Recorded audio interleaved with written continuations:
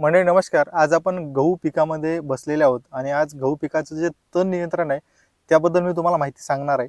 तर गहू पिकाचं जे तण नियंत्रण आहे करणं का महत्त्वाचं आहे, कारण की पिकाची जी सुरुवातीची जी अवस्था आहे म्हणजे 1 दिवसापासून 35 ते 40 दिवसाची जी अवस्था आहे, या अवस्थेमध्ये पिकाचं जे आहे ते फुटवे फुटतात आणि त्यानंतर पिकाची जी आहे ते सुरुवातीची जी सर्वांगीण विकासाची जी अवस्था आहे, तर हीच अवस्था आहे. तर या अवस्थेमध्ये जर पीक तण विरहित जर राहिलं तर अन्नासाठी आणि पाण्यासाठी जे आहे ते त्याची तणासोबत स्पर्धा होणार नाही आणि ते जे आहे ते सर्वांगीण जे आहे ते त्याचा विकास होईल आणि येणाऱ्या काळामध्ये आपल्याला अपेक्षित उत्पादन जे आहे ते याच्यापासून भेटेल.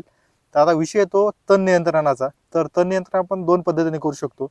पहिलं जे आहे ते म्हणजे आपण निंदन करून याचं नियंत्रण करू शकतो. ते आपल्याला 35 दिवसापर्यंत करायचं आहे. जर तुमच्याकडनं जर शक्य नसेल तर दुसरा जो सोपा मार्ग आहे तो म्हणजे तणनाशकाचा वापर करून आपण याचं नियंत्रण करू शकतो. गव्हामध्ये जर तणनाशकाबद्दल सांगायचं झालं तर मुख्य 3 ते 4 तणनाशक येतात त्याच्यामध्ये. पहिले जे आहे ते 2,4-D आहे, दुसरं जे आहे ते मेटसल्फोरान मिथिल आहे, तिसरं जे आहे ते म्हणजे क्लोडिनोफॉप प्रोपॅगिल नावाने येतं. तर हे तणनाशक मुख्यत्वे आहेत. याच्यामध्ये जे आहे ते तुम्ही वेगवेगळे पण येतात आणि काही कॉम्बिनेशनमध्ये येतात.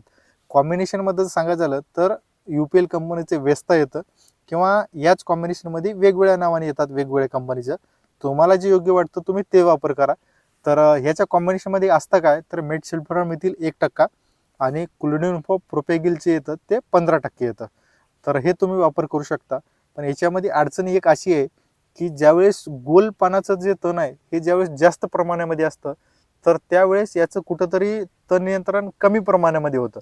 मग तुम्हाला जर गोल पानाचं जर तण तुमच्या शेतामध्ये जर जास्त असेल, तुमच्या गव्हामध्ये जर गोल पानाचं तण जर जास्त प्रमाणामध्ये दिसत असेल, तर तुम्ही माझा जो अनुभव आहे किंवा मी माझ्या शेतामध्ये जे वापरलं आहे त्यानुसार सांगू इच्छितो की जे वेगवेगळे जे 2 कॉम्बिनेशन आहेत ते मिक्स करून वापरायला पाहिजे. जसं की क्लोडिनोफॉप प्रोपॅगिल 15% आणि मेटसल्फोरान मिथिल 20%. जसं की ज्याचं अल्ग्रिप नावाने येतं मेटसल्फोरान मिथिल 20% किंवा वेगवेगळ्या नावाने येतं.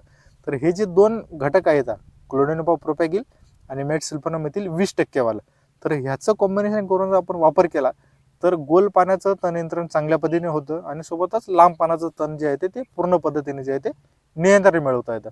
तर हे एकंदरीत पद्धतीने गहू पिकाचं तण नियंत्रण होतं. तर याबद्दल जे आहे ते थोडक्यात माहिती सांगायचा मी प्रयत्न केलेला आहे. तर या व्हिडिओबद्दलची तुमची प्रतिक्रिया नेमकी काय, तर कमेंट बॉक्समध्ये कमेंट करायला बिलकुल विसरू नका. धन्यवाद.